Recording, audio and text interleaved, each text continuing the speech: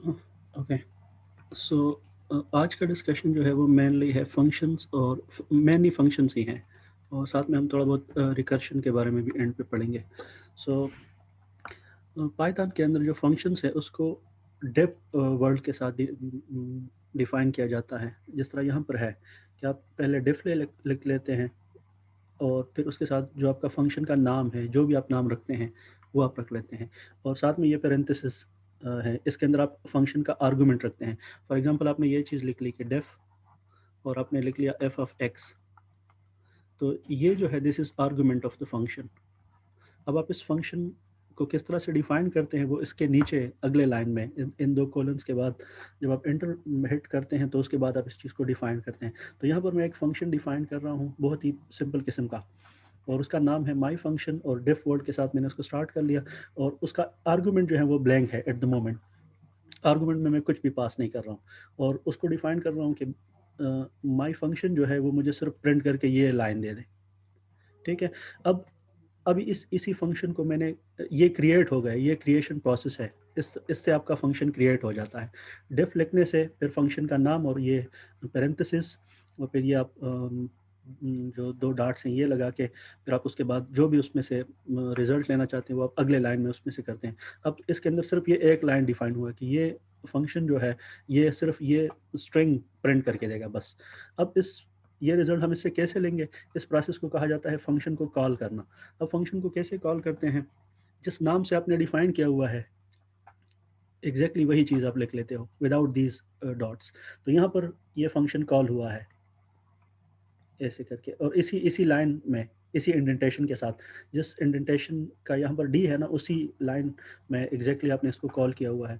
तो जब आप माई फंक्शन यहाँ पर कॉल करेंगे तो ये आपको रिजल्ट में ये चीज़ हेलो फ्रॉम अ फंक्शन, जो भी स्ट्रिंग यहाँ पर लिखा हुआ होगा वो आपको मिल जाएगा। तो चलिए मैं इसको अभी रन कर देता हूँ कि आपको पता चले कि ये कैसे। ये आपको स्पाइडर की विंडो नज़र आ रही है? आभास। हाँ जी, आ रही है। हाँ, तो वही जो फंक्शन है ये इस तरह से यहाँ पर ये डिफाइन हुआ हुआ है। ठीक है, डेफ से स्टार्ट हुआ है, ये फंक्शन वन अंडरस्कोर वन ये इसका नाम है, और argument as I told you कि इसका आर्गुमेंट इसके अंदर कुछ भी नहीं है, तो ब्लैंक हमने डिफाइन किया हुआ है। अब यहाँ से मैं इसको कॉल कर रहा हूँ 11th जो लाइन है उसमें। अब जब मैं इसको रन करता हूँ चलो मैं इसको यहाँ से,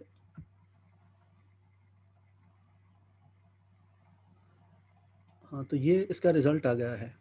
ये जो यहाँ पर स्ट्रिंग लिखा हुआ था ना कि my first function in Python, तो ये इसने रिटर्न में दे दिया है, और ये यहाँ से हो रहा है ये 11 लाइन पे। अगर इस लाइन को मैं कमेंट कर दूँ और फिर मैं इसको रन करूँगा तो मुझे कुछ नहीं मिलेगा, आल दो कि मैंने यहाँ पर प्रिंट दिया हुआ है, लेकिन मैं क्योंकि फंक्शन को कॉल नहीं कर रहा हूँ तो मुझे कुछ नहीं मिल रहा।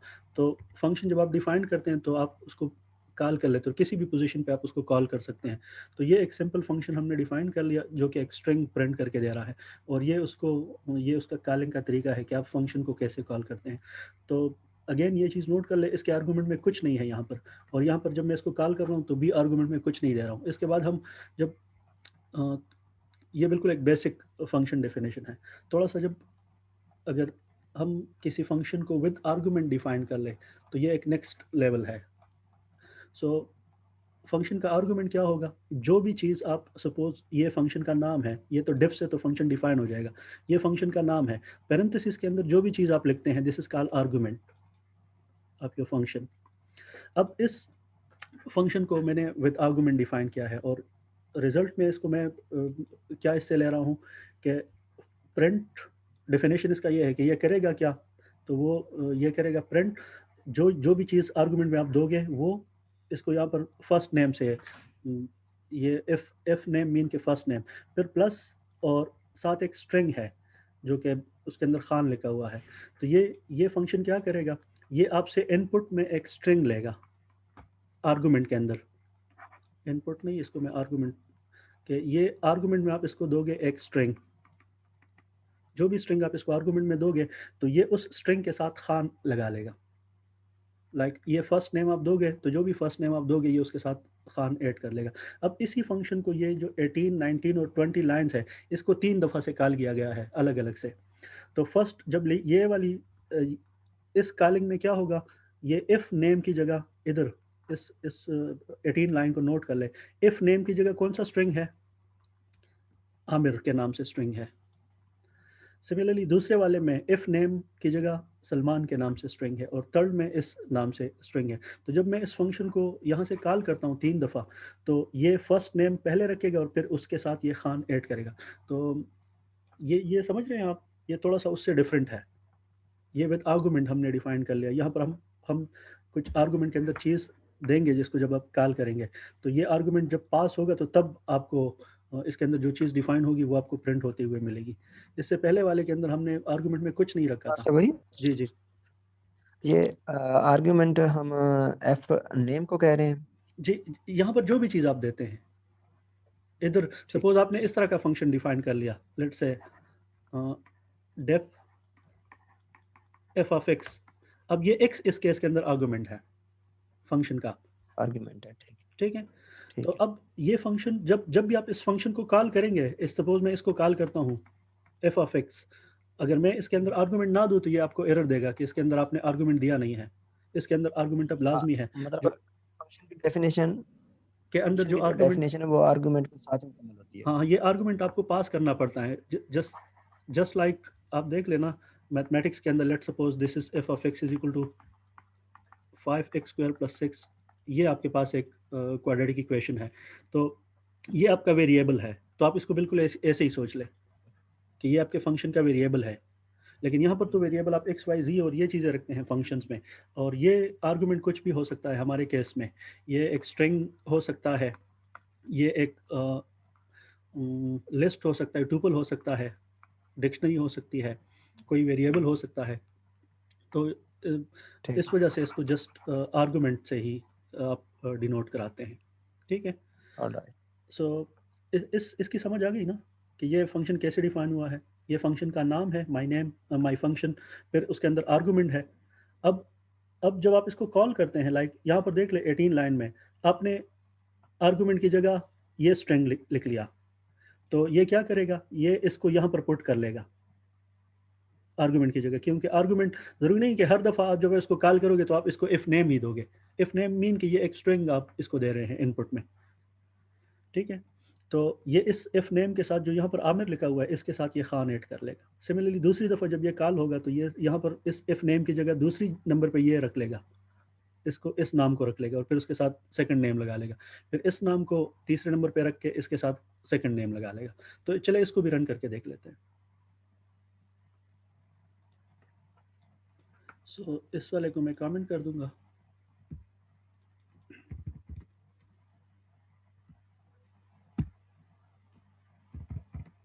और इस वाले को अनकमेंट कर दूंगा।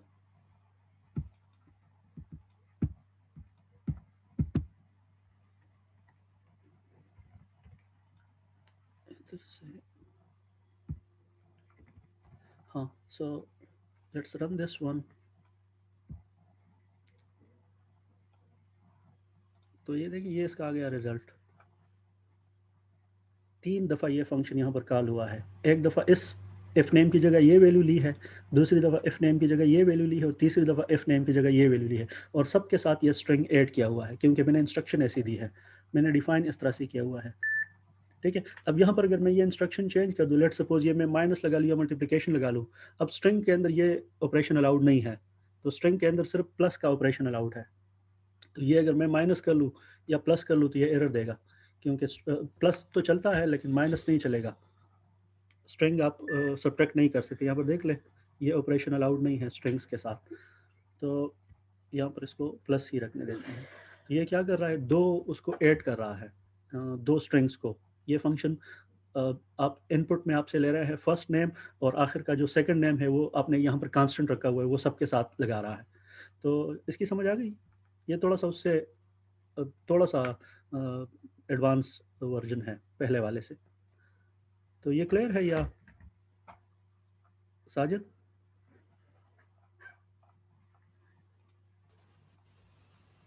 Anyone, are you people with me? ये सर समझ आ जी गई। जी हाँ, जी जी बिल्कुल बिल्कुल क्लियर हो गया। ठीक है। नेक्स्ट जो है, अब passing a list as an argument. ठीक है, अब हम इस तरह का फंक्शन डिफाइन कर रहे हैं कि हम उसको एक लिस्ट इनपुट में देंगे। अब देख लीजिए, ये बहुत इंपॉर्टेंट लाइन है, ये नोट कर लें जी कि जी सर, मैं बोल रहा हूँ, लेकिन मेरे पास मुझे लगता है नेटवर्क प्रॉब्लम है। ठीक ठीक है, कोई बात नहीं। बस एक बंदा, जब मैं यस नो आपसे डिमांड करूं तो बस आवाज मेरे एक पास बंदा क्लियर नहीं जो आ रही है। कहे। ठीक है, कोई इशू नहीं है। हाँ, अब आप देखिए कि फंक्शन के आर्गुमेंट के अंदर जिस तरह का डेटा टाइप आप देते हैं वो उसी डेटा टाइप के अंदर ही रहता है। फॉर एग्जांपल, इससे ये वाला फंक्शन है, इसके अंदर हम डेटा टाइप दे रहे हैं स्ट्रिंग, तो ये इसके अंदर स्ट्रिंग ही रहेगा, इसका डेटा टाइप चेंज नहीं होता। सो अब हम फंक्शन को दे रहे हैं, फंक्शन डिफाइन कर रहे हैं, लेकिन हम इनपुट या आर्गुमेंट के अंदर इसको लिस्ट देंगे, या हम इसको सेट भी दे सकते हैं, हम डिक्शनरी भी दे सकते हैं, जो भी चीज़ आप इसको देना चाहें। सो इस प्रोग्राम को ज़रा देख लें। यहाँ पर एक फंक्शन डिफाइन हुआ है, फंक्शन का नाम है माई फंक्शन, और इनपुट में यहाँ से मैंने लिखा हुआ है फूड, ये आर्गुमेंट में ले रहा है। अब यहाँ पर मैंने सिंपल फूड लिखा हुआ है।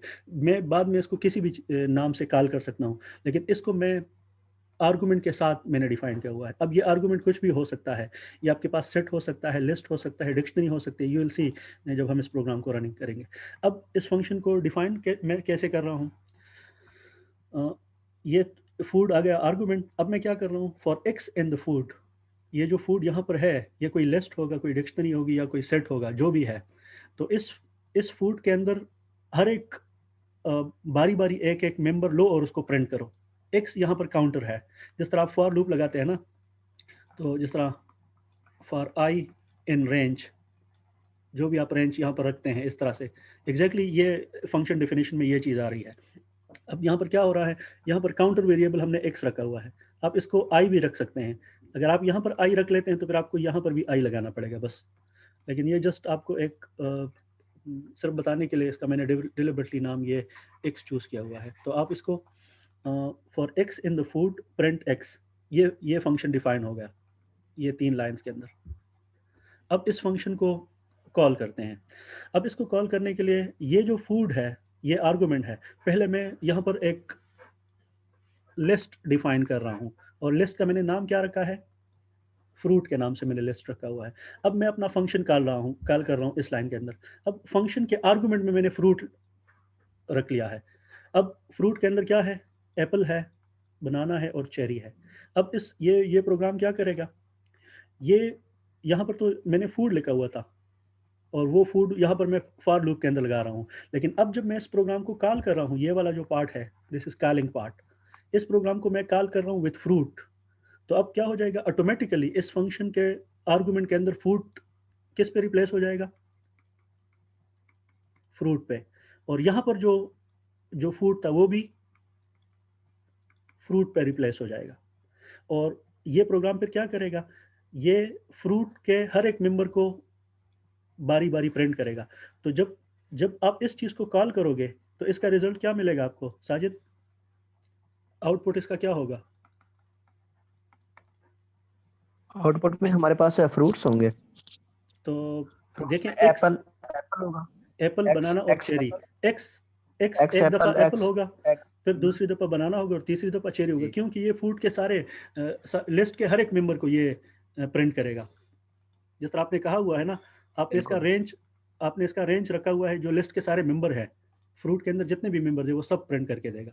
तो इस फंक्शन को हमने, ये फंक्शन जो डिफाइन हुआ है, इसका आर्गुमेंट हमने रखा हुआ है, एक एक लिस्ट रखा हुआ है। तो कहने का सिर्फ यहाँ पर मतलब ये है कि आर्गुमेंट के अंदर आप कुछ भी पास कर सकते हैं फंक्शन में। आप लिस्ट पास कर सकते हैं, आप सेट कर सकते हैं, आप डिक्शनरी कर सकते हैं, टुपल कर सकते हैं। So let's run this one as well. इसमें कोई क्वेश्चन है या इसको मैं रन करूँ। रन कर दें आप। ठीक है, तो मैं पहले वाले को कमेंट कर दूंगा और दूसरे को चला लेंगे।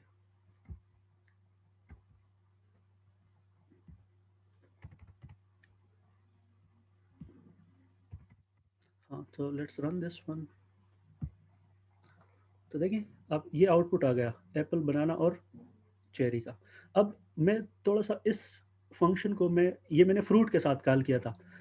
Let's let's call this with with nums, nums यहाँ पर डिफाइन हुआ है, नम यहाँ पर क्या है, ये सेट है और इस सेट के अंदर 5 मेंबर्स हैं।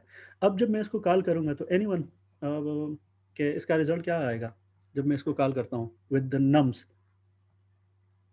तो ये क्या मुझे प्रिंट करके देगा? 1 2 3 4 5। यस 1 2 3 4 5। सो लेट्स सी, तो ये 1 2 3 4 5 इसने प्रिंट करके दे दिया। तो कहने का मतलब ये है कि आप फंक्शन को ज़रूरी नहीं है कि सिर्फ एक वर्ड के साथ उसको डिफाइन कर लें, आप उसको इनपुट में लिस्ट भी दे सकते हैं एज अ आर्गूमेंट, आप सेट भी दे सकते हैं जिस तरह नम्स हैं, आप डिक्शनरी भी दे सकते हैं, आप कुछ भी इसको एज अ इनपुट दे सकते हैं और आप उसके साथ जो भी यहाँ पर करना चाहें वो आप यहाँ पर फंक्शन के डेफिनेशन में वो चीज़ डिफाइन कर लेते हैं। तो ये आपका ये आ गया कि आप फंक्शन को आर्गूमेंट में कोई भी डेटा टाइप दे सकते हैं और फिर आप उसके अंदर ऑपरेशन भी कर सकते हैं जिस तरह भी अलाउड ऑपरेशन हो। सो लेट्स प्रोसीड। हाँ, यूजुअली रिटर्न वैल्यू, ये बहुत इंपॉर्टेंट। एक्सक्यूज में आपकी आवाज़ कट के आ रही है। सर जी जी जी, जी बोले। सर आवाज आ रही है? जी जी जी, आप क्लियर है। सर मैं ये पूछना चाह रही थी कि फंक्शन में हम फूड डिफाइन कर रहे हैं और नीचे हम फ्रूट्स का करना चाह रहे हैं, मुझे ये हाँ समझ नहीं आई। हाँ, ये देख लेना, सर मैं ये ये कहना चाहिए जो मैं पहला समझ गया, प्रोग्राम था उसमें हमने मैं प्रिंट करवाया है फ्रूट्स। मैं समझ गया आपकी बात। देखें, यहाँ पर जो मैं फंक्शन डिफाइन कर रहा हूँ ना, तो आर्गुमेंट में मैंने कुछ ना कुछ देना है, ये बात आप नोट कर लें कि ये इसका आर्गुमेंट खाली नहीं है, मैंने कुछ पास करना है आर्गुमेंट के अंदर। अब आर्गुमेंट के अंदर मैंने लिखा है फूड, ठीक है, और फिर उसी फूड वर्ड को मैं आगे यूज़ कर रहा हूँ अपने प्रोग्राम के डेफिनेशन के अंदर। ये 3 लाइंस जो हैं ये प्रोग्राम का डेफिनेशन है और ये वाला जो आखिरी लाइन है इसमें मैं इसको कॉल कर रहा हूँ। तो प्रोग्राम के डेफिनेशन के अंदर हमने फूड वर्ड यूज़ किया है और वही फूड वर्ड यहाँ पर भी है, फॉर एक्स इन फूड। बेशक आप इस फूड वर्ड को हटा दें यहाँ से, लेट सपोज आप अपना नाम यहाँ पर लगा लें, और लेकिन वही जो वर्ड यहाँ पर लिखा हुआ है वो इधर भी लगाना पड़ेगा। अब क्या होगा, जब आप फंक्शन को कॉल करते हैं तो फंक्शन के आर्गुमेंट के अंदर इधर इस लाइन में देख ले, यहाँ पर क्या लिखा हुआ है, फ्रूट लिखा हुआ है। अब ये जब आप इसको कॉल कर रहे हैं तो ये ऊपर जाएगा इधर और ऑटोमेटिकली इस फ्रूट की जगह ये वर्ड रिप्लेस हो जाएगा, फ्रूट रिप्लेस हो जाएगा, क्योंकि आप इसको अब फ्रूट से ही कॉल कर रहे हैं। अब ये फ्रूट जब इसके अंदर रिप्लेस होगा तो यहाँ पर फूड है, ये रिप्लेस हो जाएगा विथ फ्रूट, यहाँ पर फूड है, ये भी रिप्लेस हो जाएगा विथ फ्रूट। सिमिलरली जो दूसरे केस में हमने यहाँ पर कर लिया, इधर हमने एक नम्स भी डिफाइन किया हुआ था अपने कोड के अंदर और वो लिस्ट है 1 2 3 4 5।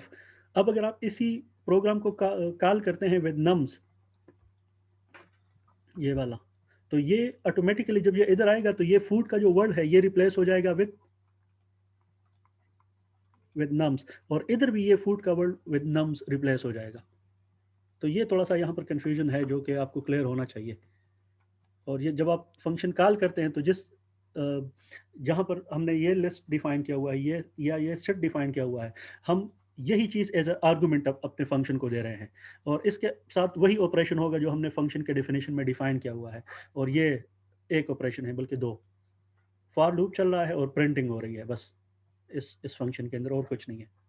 तो क्लियर हुआ कंफ्यूजन या शुड आई रिपीट इट? जी सर क्लियर हो गई है। Okay, so let's proceed further. हाँ,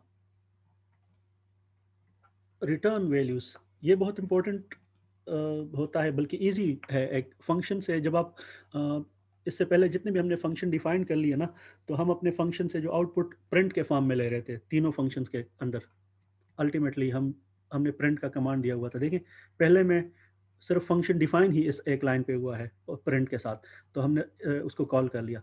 दूसरे में भी हमने इस प्रिंट के साथ इसको डिफाइन किया हुआ है। तीसरे में भी हमने प्रिंट डेफिनेशन के अंदर इंक्लूड किया हुआ है। अब हम फंक्शन डिफाइन करने का एक ये ज़्यादा यूजुअल तरीका होता है कि फंक्शन से आप रिटर्न में वैल्यू लेते हैं। तो इसके अंदर इसके अंदर आप इस तरह करते हैं कि जब आप फंक्शन डिफाइन करते हैं तो वही यूजुअल तरीका है कि डेफ लिख लें, फंक्शन का नाम जो भी यहाँ पर मैंने एफ ऑफ एक्स रखा हुआ है वही प्रोसीजर ये 2 डॉट्स लगा ले। अब रिटर्न, जब आप रिटर्न का स्टेटमेंट लिखते हैं डेफ के बाद, यहाँ से एंटर प्रेस करने के बाद ये इतने इंडेंटेशन पे आपने रिटर्न का वर्ड लिखना है। अब रिटर्न में आप ये वैल्यू दे रहे हैं इसको। अब इसका मतलब क्या है इन दो लाइंस का मतलब? इन दो लाइंस का मतलब ये है कि आपने एफ ऑफ एक्स इस तरह से डिफाइन कर लिया, 5x² प्लस 6x प्लस 4। अब इसके अंदर कोई प्रिंट का कमांड इसके डेफिनेशन के अंदर मैंने नहीं दिया है। अब ये जो लाइन है 36 नंबर, अब यहाँ पर मैं इस फंक्शन को कॉल करूँगा। अब इस फंक्शन को अगर मैं चाहता हूँ कि इसके डेफिनेशन के अंदर चूंकि प्रिंट नहीं आया है, तो अब मैं क्या करूँगा, मैं इसको पहले प्रिंट कमांड दे दूंगा और फिर मैं इसी फंक्शन को कॉल कर रहा हूँ। जहाँ पर देख ले, अब मैं फंक्शन के आर्गुमेंट में इसको किस नंबर से कॉल कर रहा हूँ, x इज इक्वल टू 2। तो अगर मैं इस फंक्शन के अंदर x is equal to 2 put करूँ तो मुझे क्या मिलेगा,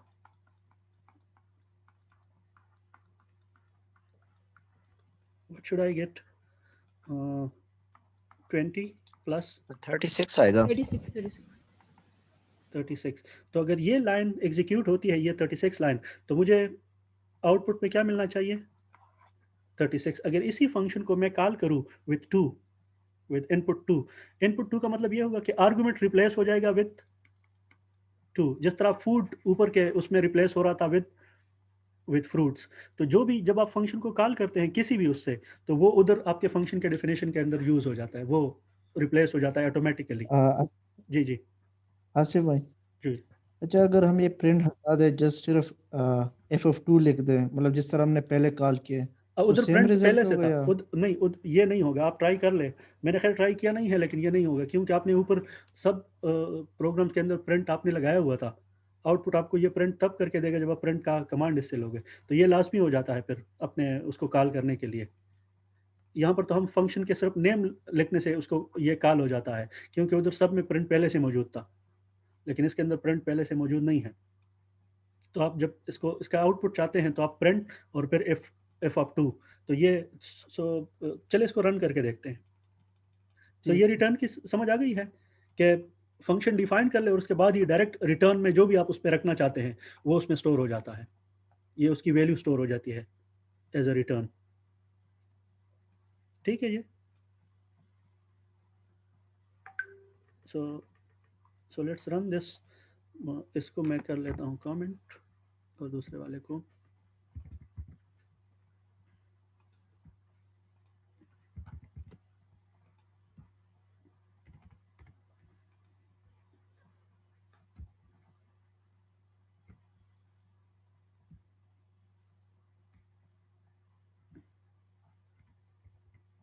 हाँ। तो देखें ये आपका आउटपुट आ गया 36। लेट्स सपोज मैं इसको कॉल करता हूँ विथ इनपुट 3, कि अगर मैं x की जगह 3 पुट कर लूँ तो फिर क्या रिजल्ट आएगा। तो ये आप एनालिटिकली कर भी सकते हैं, यू विल गेट 67। आप किसी भी इनपुट से इसको कॉल कर सकते हैं। तो ये इसका फ़ायदा होता है आपको जब आप फंक्शन डिफाइन कर लेते हैं, जस्ट जाके उसके अंदर आर्गूमेंट चेंज करें।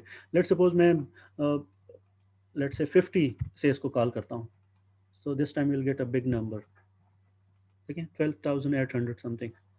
तो इस तरह से आप इसको कॉल करते हैं। तो ये प्रिंट का कमांड यहाँ पर देना फिर आपको ये लाजमी हो जाता है, और ये आप इस तरह से इसको कॉल कर रहे हैं। ठीक है इसमें कोई कन्फ्यूजन? या आई थिंक ये वाला पार्ट ज़्यादा इजी होता है, रिटर्न के साथ फंक्शन बनाना। जो भी चीज़ आप उसके अंदर रखना चाहते हैं वो आप जस्ट रिटर्न में एक लाइन के जो भी आप इक्वेशन रखना चाहते हैं या जो भी उसके साथ करना चाहते हैं। यूजुअली ये इक्वेशंस के लिए ज़्यादा यूज़फुल रहता है। आराम से आप जो भी इक्वेशन रखना चाहते हैं, यहाँ पर जिस तरह हमने क्वाड्रेटिक इक्वेशन रखा हुआ है। ठीक है। हाँ, अब नेक्स्ट जो है मल्टी आर्गुमेंट फंक्शंस। अगर मैं इस तरह का फंक्शन बनाना चाहूँ, let's suppose so this is 3 arguments function. अब इसी को कॉल भी मैं 3 आर्गुमेंट्स के साथ करूँगा, ये मुझे 3 वैल्यूज देना पड़ेंगी। तो इसके लिए मैंने छोटा सा एक प्रोग्राम यहाँ पर है कि ये मैं एक फंक्शन डिफाइन कर रहा हूँ, ये 40 लाइन के अंदर फंक्शन का नाम है F of A B C. अब ये असल में मैं ये चीज़ डिफाइन कर रहा हूँ, f of A B c में एक क्वाड्रेटिक इक्वेशन ले रहा हूँ, a x square plus b x plus c. तो अब यहाँ पर जो है this is a this is b and this is c. इस फंक्शन को मैं 3 आर्गुमेंट्स दूंगा, that's why I am labelling this as a multi argument. अगर आपका आर्गुमेंट 1 या 1 से ज़्यादा है तो that will be multi argument. तो यहाँ पर मैं 3 वैल्यूज एज अ इनपुट दूंगा, यहाँ पर मैं एक इनपुट दे रहा था इसको। तो मैंने फंक्शन डिफाइन कर लिया है F of A B C, और फिर मैंने यहाँ पर x1 डिफाइन किया हुआ है ये माइनस बी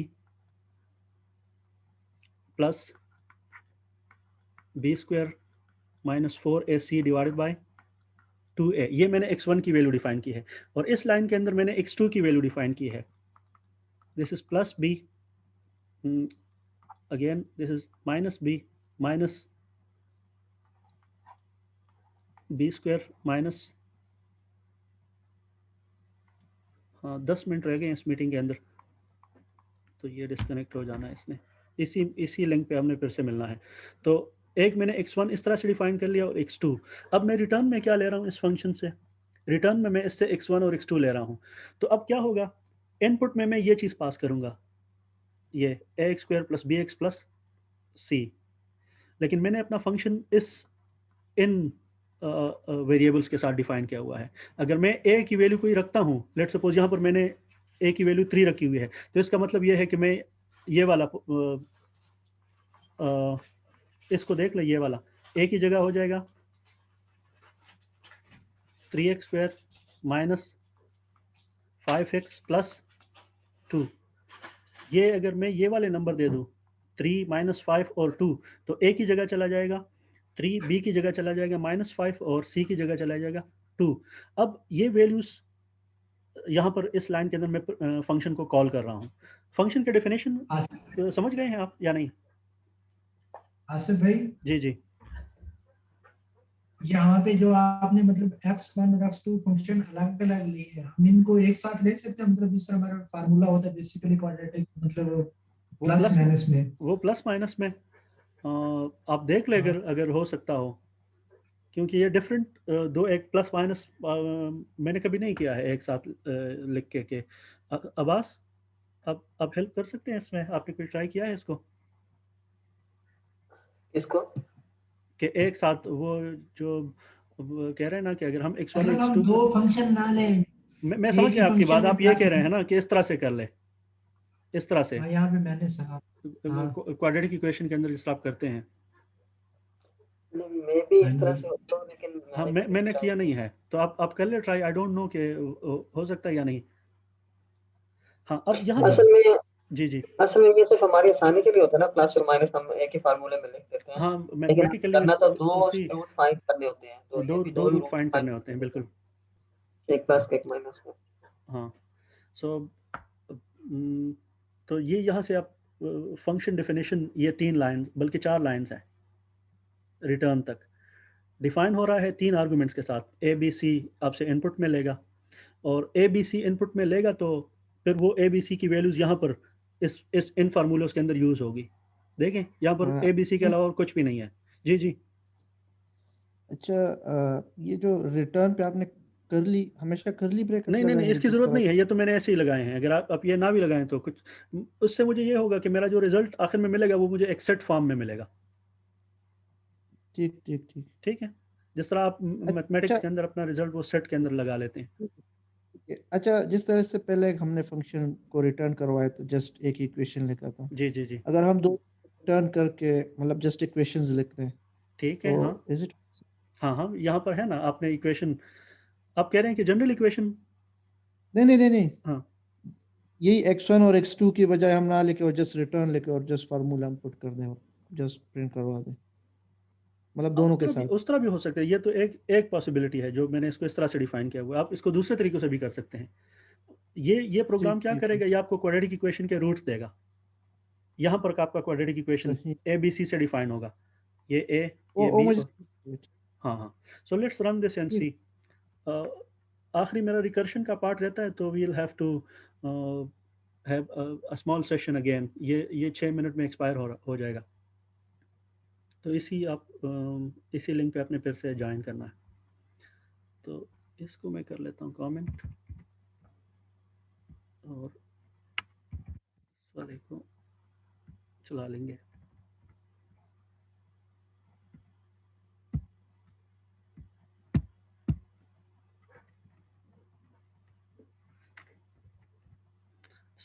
अब मैं इसी फंक्शन को, ये जो फंक्शन है ABC के साथ जो डिफाइन हुआ है, इसको मैं इन इनपुट्स के साथ कॉल कर रहा हूँ। तो A की जगह आ जाएगा 3, B की जगह -5 और C की जगह 2। So let's run it and see के क्या रूट्स मिलते हैं। तो ये आपको 2 रूट्स मिल रहे हैं, 9 और 6, ये इसके रूट्स हैं। अब आप यहाँ पर इनको चेंज कर दें ये, तो आपका जो क्वाड्रेटिक इक्वेशन है वो चेंज हो जाएगा। लेट्स से इसको मैं 4 कर देता हूँ और इसको लेट्स सपोज मैं 3 कर देता हूँ। सो लेट्स सी के किस तरह के रूट्स आते हैं। तो देखें आपके इमेजनरी रूट्स आ रहे हैं इस दफ़ा, इस वाले के लिए 10 + 9 आयोटा और 10 - 9 आयोटा, ये आपके रूट्स आ रहे हैं इस दफ़ा इस वाले के लिए। तो ये आपका क्वाड्रेटिक इक्वेशन सॉल्वर है, एक प्रोग्राम है जो क्वाड्रेटिक इक्वेशन को सॉल्व करता है।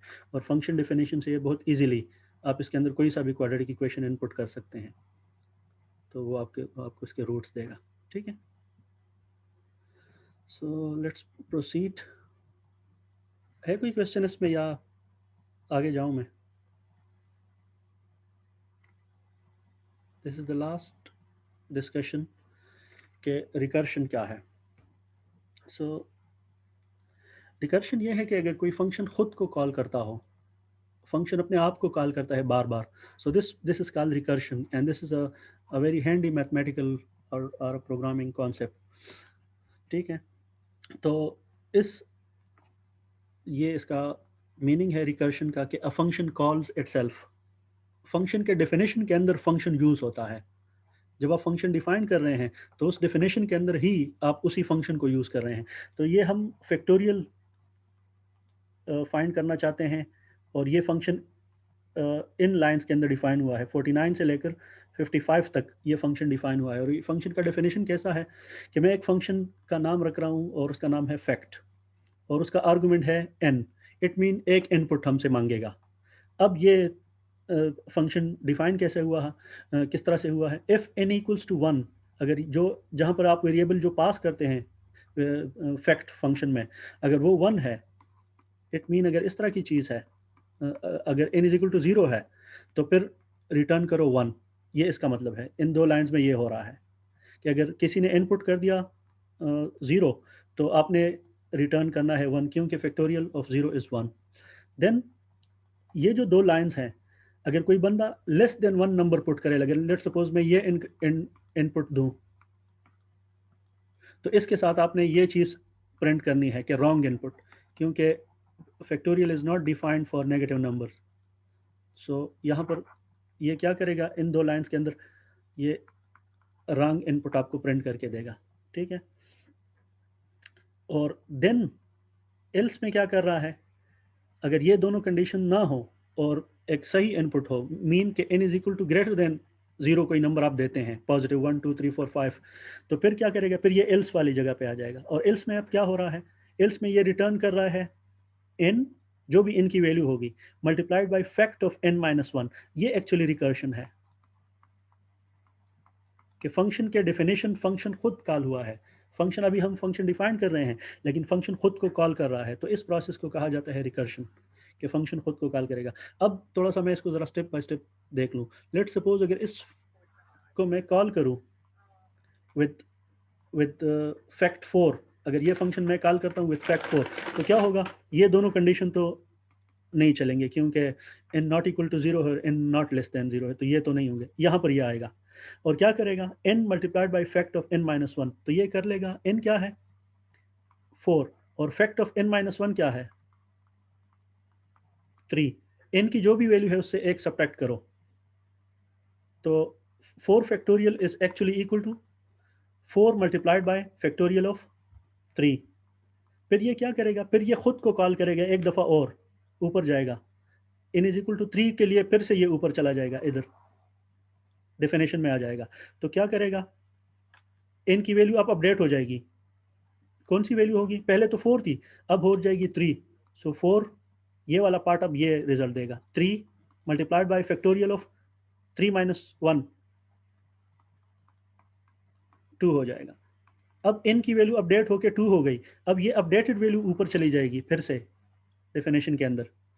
अब क्या होगा, अब ये हो जाएगा 4 मल्टीप्लाइड बाई 3 मल्टीप्लाई 2 फैक्टोरियल के लिए अब वो क्या करेगा, खुद फंक्शन फिर से अपने आप को कॉल करेगा। तो उसके लिए क्या रिजल्ट बनेगा, ये हो जाएगा 2 फैक्टोरियल इस तरह से होगा, ये डेफिनेशन यूज होगा 2 मल्टीप्लाइड बाय फैक्टोरियल ऑफ 1 हो जाएगा। अब ये 1 फैक्टोरियल की वैल्यू ये खुद फंक्शन फिर इधर ले लेगा, फिर से फंक्शन 1 फैक्ट ऑफ 1 कॉल कर लेगा, और फैक्ट ऑफ 1 में ये फिर यहाँ पर आ जाएगा इधर, तो n इज इक्वल टू 1 है, तो अब इसकी जगह वैल्यू आ जाएगी 1 मल्टीप्लाइड बाई फैक्ट ऑफ 0, क्योंकि n माइनस 1 माइनस 1। हाँ, सो यहाँ तक हम आ गए थे कि जब आप फैक्ट ऑफ 1 पे पहुँचेंगे तो फैक्टोरियल ऑफ 1 जो है वो उसके लिए क्या होगा, यहाँ पर 1 माइनस 1 फैक्टोरियल ऑफ 0 हो जाएगा। तो ये जो लाइन है ये पूरा, इसको मैं यहाँ से ऊपर फिर से लिख लेता हूँ यहाँ से, कि factorial of 4 is equal to 4 multiplied by 3 multiplied by 2 multiplied by 1 multiplied by fact of 0। अब फैक्ट ऑफ 0 यहाँ पर डिफाइन हुआ है इधर 50 और 51 लाइन्स में, और फैक्ट ऑफ 0 की क्या वैल्यू है 1, तो इसकी जगह ऑटोमेटिकली ये 1 पुट कर लेगा। सो फैक्टोरियल ऑफ 4 अल्टीमेटली ये बनेगा 4 इंटू 3 इंटू 2 इंटू 1 इंटू 1, और ये आखिरी 1 जो है ये फैक्ट ऑफ 0 की जगह आया है, और जब ये सारे नंबर मल्टीप्लाई हो जाएंगे तो ये अल्टीमेटली फैक्ट ऑफ 4 का रिजल्ट आपको प्रिंट करके दे देगा, जो भी उससे 24 इसका रिजल्ट बनेगा फैक्ट ऑफ 4 के लिए। तो ये प्रोसेस आप समझ रहे हैं स्टेप बाय स्टेप के ये फंक्शन किस तरह से खुद को कॉल कर रहा है, या मैं इसको रिपीट कर दूं? ये मैंने 4 के लिए समझा दिया।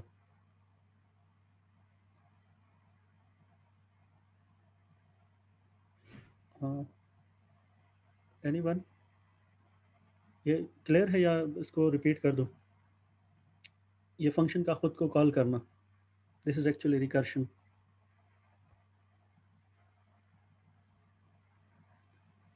हाँ मास, जी जी समझ आ गई है। चलिए ठीक है, जी जी क्लियर। मैं बस ये आखिरी प्रोग्राम है हमारा।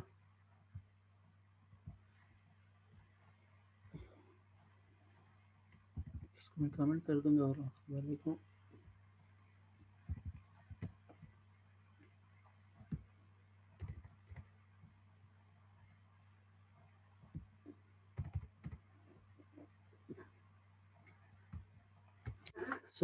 यहाँ पर ये जो लाइन्स हैं इसमें ये फंक्शन डिफाइन हुआ है, और यहाँ जो 55th लाइन जो है इसके अंदर मैं इसको कॉल कर रहा हूँ, और किस नंबर के लिए कॉल कर रहा हूँ मैं, आर्गुमेंट में 4 पास कर रहा हूँ इसको, तो ये मुझे 4 का फैक्टोरियल प्रिंट करके देगा। तो ये देखें ये इसका आ गया 24। सिमिलरली अगर यहाँ पर मैं इनपुट चेंज कर लूँ, लेट्स से 5 कर लूँ, तो अब ये 120 देगा। ठीक, तो ये फैक्टोरियल का प्रोग्राम है बाय फंक्शन डेफिनेशन। इससे पहले आपने इसी प्रोग्राम को किया था फॉर लूप लगा के।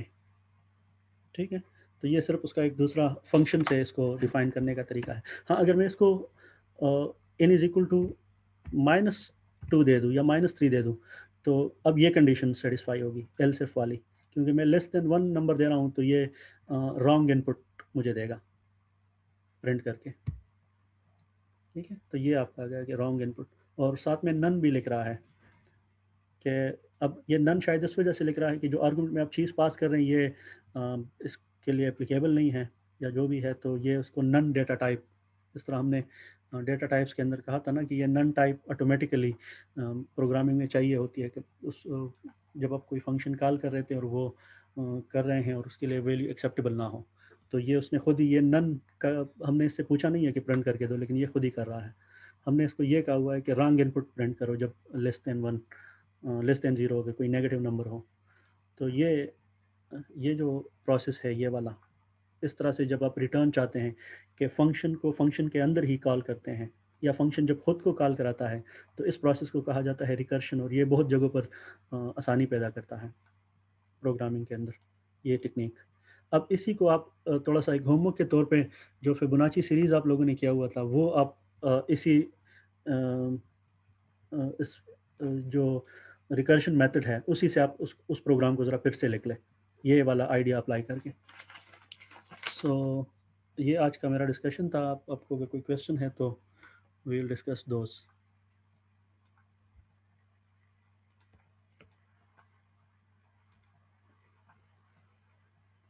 है क्वेश्चंस?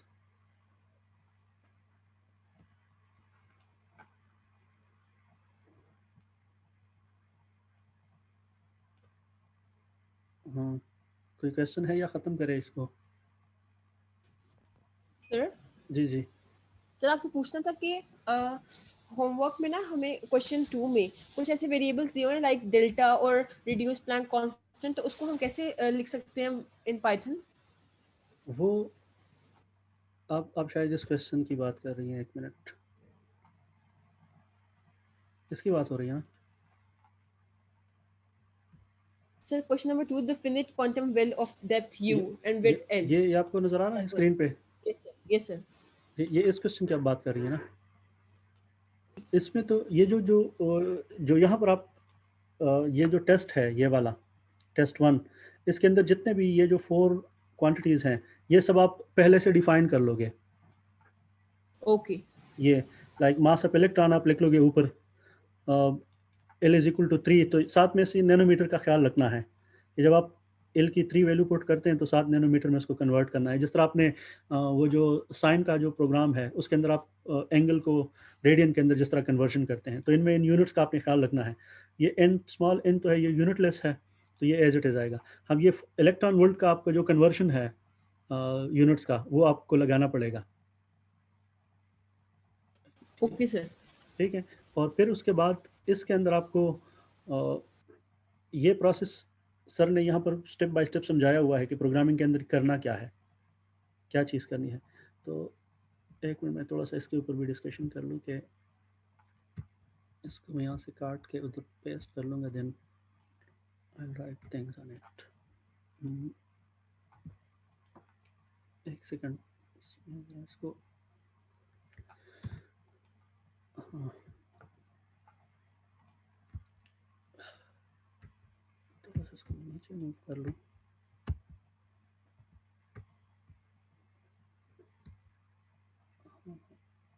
ये जो यहाँ पर जो प्रोसेस है ना, ये वाला इधर, ये स्क्रीन नज़र आ रही है आपको? क्वेश्चन असल में आपको नज़र आ रहा है वो वाला या नहीं? ये जो यस सर आ रहे हैं। हाँ, ये जो चीज़ें डिफाइन हुई है, तो यहाँ पर सर ने कहा हुआ है कि आप पहले जो जो वैल्यू है डेल्टा की, ये वाली, तो पहले आप इसको सेट कर ले 0। तो 0 सेट करने के बाद आप क्या करें, यहाँ पर इधर से आप E1 की वैल्यू फाइंड करें with delta is equal to 0। ठीक है, क्योंकि देख लेना ये जो इक्वेशन है इसके अंदर बाकी सब कुछ तो आप इनपुट कर लोगे, एल भी आप अपनी तरफ से लगा लोगे जो टेस्ट के अंदर गिवन है, मास ऑफ इलेक्ट्रॉन भी आ जाएगा, ये कांस्टेंट है, ये कांस्टेंट है, ये कांस्टेंट है। सिर्फ इस इक्वेशन के अंदर आपको ये डेल्टा पुट करना है जो पेनिट्रेशन डेप्थ है। ये पेनिट्रेशन जी डेप्थ सर। इनिशियली आप 0 ले ले, तो उसकी सर करस्पॉन्डिंग जो जो वैल्यू आएगी उसको E1 कह ले जी। ये डेल्टा सिंबल मतलब इजीली आ जाएगा पाइथन से? नहीं नहीं, वो कैसे import? आप सिंबल ना लिखे ना, इसकी जगह सिंपल ये लिख ले। ओके फाइन, ओके थैंक ठीक है, ज़रूर ये नहीं है कि आप इसको कोई अपनी मर्जी का नाम दे दे, लेकिन वो कंसिस्टेंसी उसके अंदर होनी चाहिए थ्रू आउट प्रोग्राम, वो चीज़ रहे जो भी आप उसको नाम दे। ठीक है, तो डेल्टा को 0 पुट करके आप इसको E1 वैल्यू फाइंड करें। जब E1 की वैल्यू फाइंड हो जाए तो वो ये वाली E1 की वैल्यू इधर पुट कर ले, इधर। तो इससे क्या हो जाएगा, आपके डेल्टा की वैल्यू अपडेट हो जाएगी। तो ये E1 की वैल्यू के साथ होगा, ये जो डेल्टा आएगा ना ये वाला, ये इसके अंदर E1 की वैल्यू होगी। अब E1 की वैल्यू लगाने से ये डेल्टा की वैल्यू नॉन जीरो हो जाएगी, न्यू वैल्यू। इसको लेट सपोज मैं स्टार कह रहा हूँ, तो इसके साथ आप दूसरी एनर्जी पर डिफाइन कर लें। अब यहाँ पर ये जो डेल्टा है इसकी वैल्यू ये वाली लगा लें जो नई आई हुई है, तो ये जो दूसरी एनर्जी आप फाइंड कर रहे हो ये हो जाएगी with the updated value of delta. पहले तो आपने 0 से स्टार्ट लिया था ना, तो अब इधर से आपका लूप स्टार्ट होगा, एक वाइल लूप चलेगा। सर ने कहा कि वाइल लूप से इसको करें, तो वाइल लूप चलाएं, और वाइल लूप के अंदर ये चीज़ आप देख लें कि जब इन दोनों का डिफरेंस ये जो है E2 माइनस E1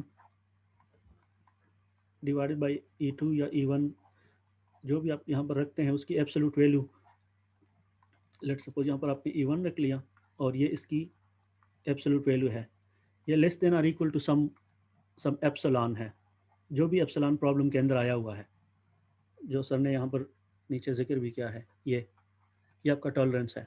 तो इस टॉलरेंस तक आप अपने वाइल लूप को चलाते जाएं। जब ये वाइल लूप तब तक चलेगा जब आपको जो चीज़ जितनी एक्यूरेसी तक आप जाना चाहते हैं उधर तक आप पहुंच जाए, तो फिर आप इसको ब्रेक कर लें और उस टाइम पे जब आप ब्रेकिंग कर लेते हैं तो उस टाइम पे इसकी वैल्यू प्रिंट कर ले और इसकी वैल्यू प्रिंट कर ले। ये आपका गोल है इस प्रॉब्लम के अंदर। और इस प्रॉब्लम में इनिशियली ये सब कुछ आपको खुद से इनपुट में देना पड़ता है विद प्रॉपर यूनिट्स, ये सारी चीज़ें। तो ये आसान पार्ट है, इतना मुश्किल नहीं है। ज़रा इन यूनिट्स का सोच ले और एक कंसिस्टेंट यूनिट सिस्टम रख ले। मेक श्योर कि अगर आप अपना आंसर एनर्जी का इलेक्ट्रॉन वोल्ट में चाहते हैं तो उसके लिए थोड़ा सा पेन पेज लेके कैलकुलेशन कर ले कि किस किस यूनिट्स में इनपुट देने चाहिए आपको, ठीक है। तो उसी हिसाब से आप अपनी सेटिंग कर ले, क्योंकि अल्टीमेटली आपको आंसर नैनोमीटर और इलेक्ट्रॉन वोल्ट के अंदर चाहिए। ये तो अपने अपने इनिशियल वेरिएबल की सेटिंग ऐसी करनी है। ये इनिशियल वेरिएबल है जो आप प्रोग्राम से पहले डिफाइन कर लोगे, तो इनकी सेटिंग इस तरह से कर ले कि आपका फाइनल आंसर फिर इन यूनिट्स के अंदर आ जाए। और फिर अपने प्रोग्राम पे ये टेस्ट चला ले जो सर ने आपको दिए हुए हैं उस होमवर्क के अंदर। तो ये it's a little confusing, not a little too much confusing कि ये बार बार से खुद की अपनी वैल्यू को अपडेट करेगा। तो इस पर ज़रा सोच ले और it will take some time but ultimately ये हो जाएगा, ठीक है। और कोई क्वेश्चन?